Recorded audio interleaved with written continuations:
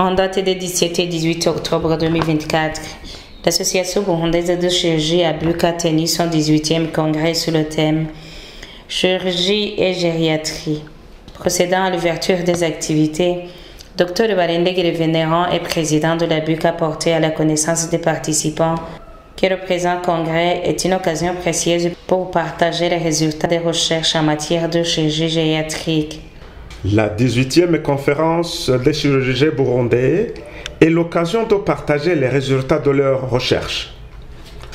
La rencontre de cette fin d'année est une occasion unique de documenter les connaissances afin d'éclairer nos praticiens et cadres de santé dans le but d'améliorer la qualité des soins chirurgicaux des patients. Nous savons tous, le changement démographique électromental en faveur de la population âgée est beaucoup plus rapide que par le passé.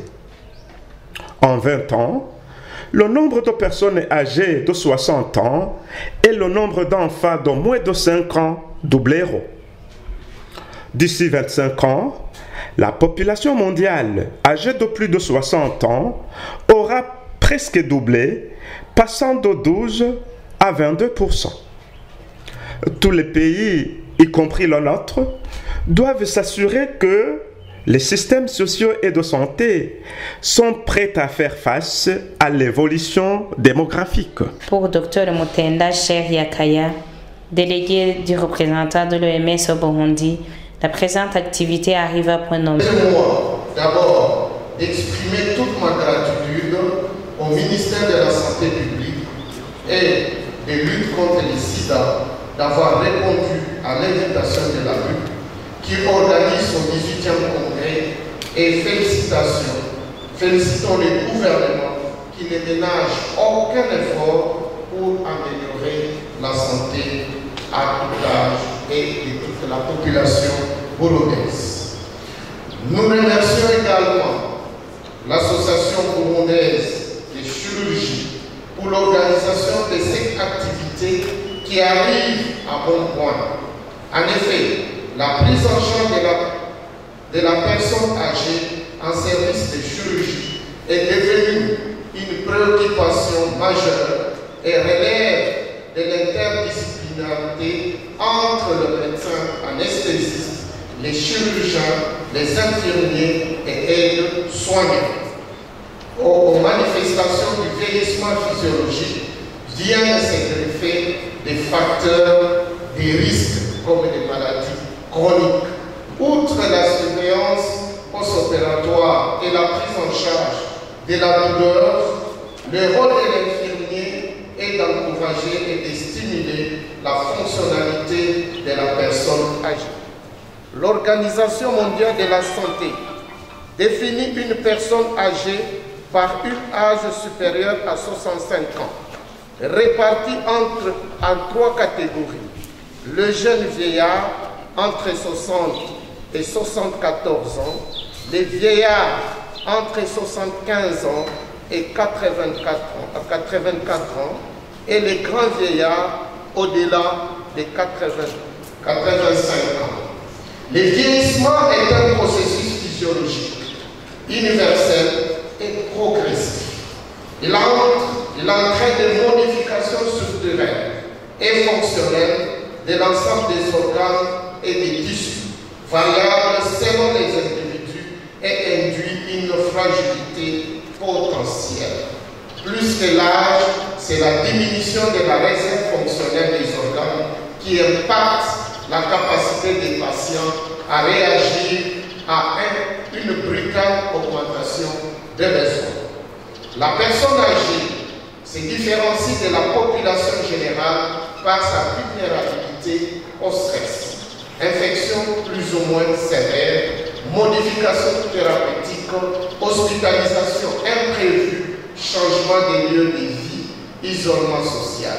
Sa prise en charge opératoire est donc significativement différente de celle d'un patient jeune, du fait des modifications physiologiques, pharmacologiques liées à la vieillesse.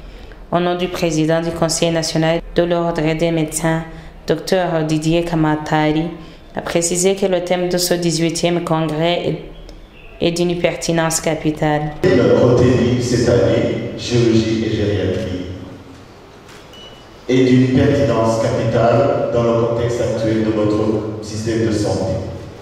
En effet, alors que notre population vieillit progressivement, nous, professionnels de la santé, sommes confrontés à de nouveaux défis dans la prise en charge de nos patients âgés. Ces défis, qu'ils soient cliniques, chirurgicaux ou éthiques, nécessitent une adaptation de nos pratiques et de nos infrastructures afin de garantir un accès équitable et efficace aux soins de qualité.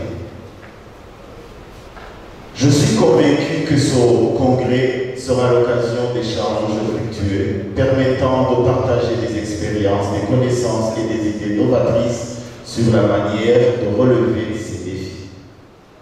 Les présentations et discussions que nous aurons au cours de ces journées, qu'il s'agisse de l'optimisation de l'accès aux soins chirurgicaux, de la gestion des pathologies spécifiques aux personnes âgées ou des innovations dans les techniques chirurgicales, seront autant de contributions à l'amélioration de notre pratique quotidienne.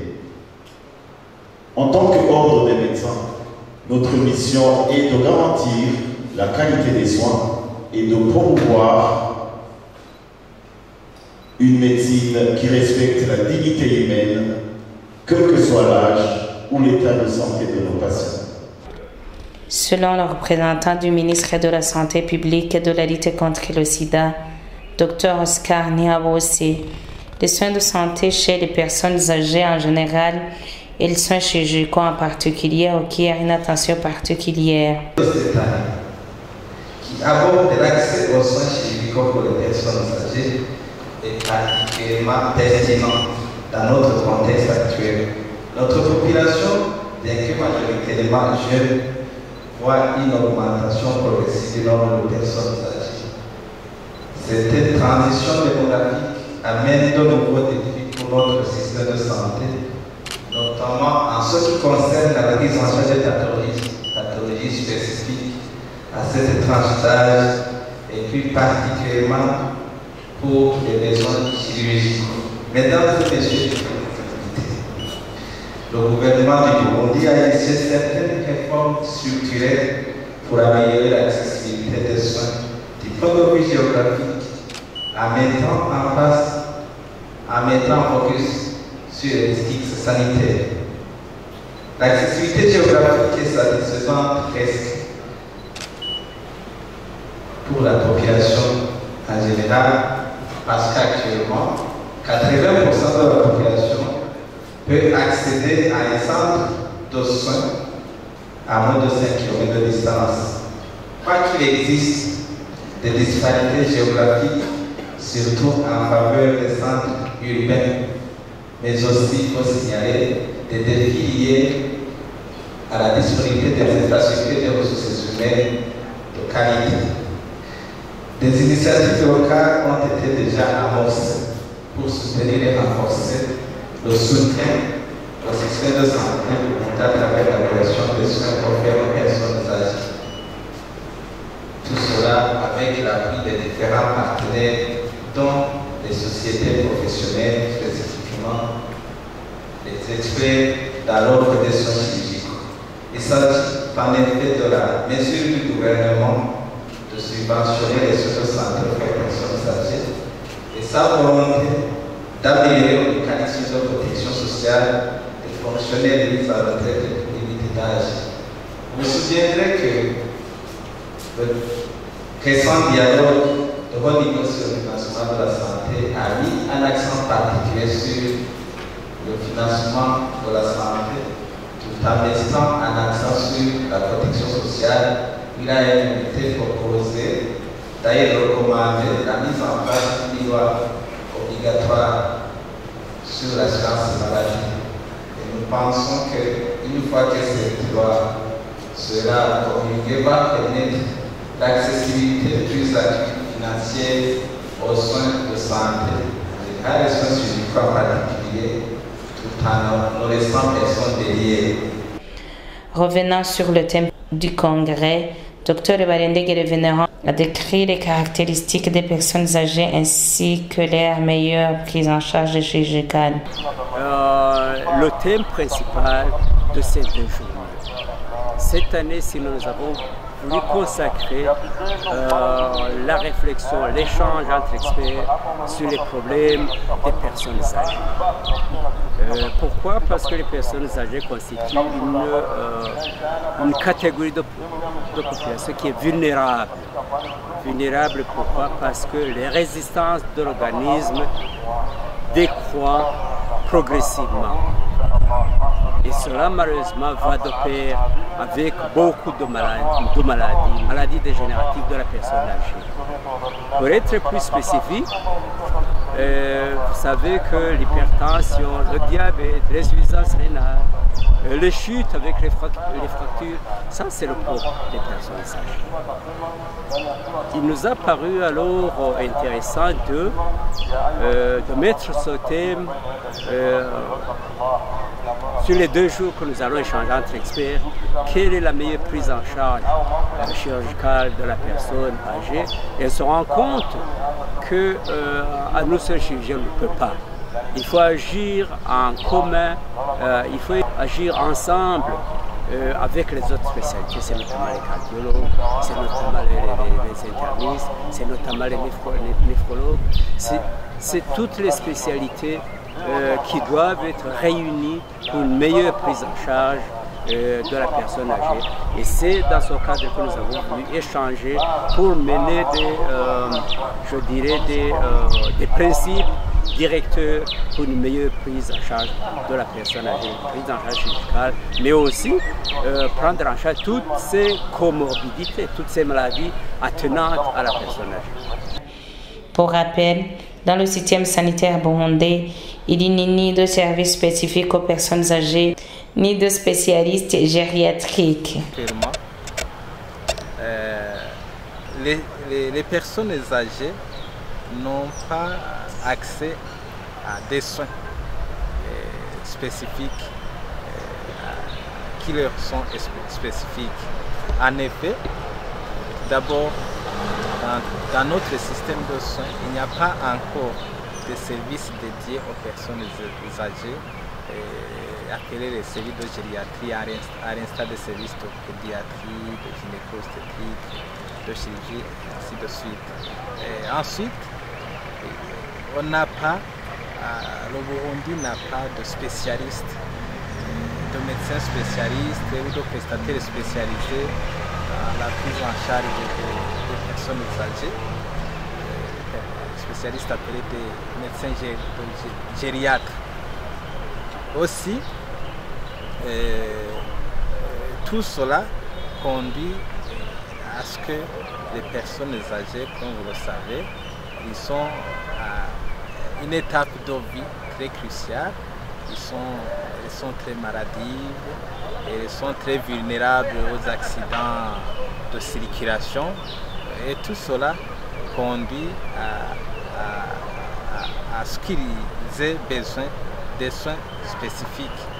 Non seulement pour les différentes pathologies, que ce soit infectieuses ou les maladies chroniques, mais aussi pour les soins chirurgicaux. Toutefois, en dépit de cette situation, le gouvernement a déjà pris des initiatives pour améliorer le bien-être de la population en général et des personnes âgées en particulier.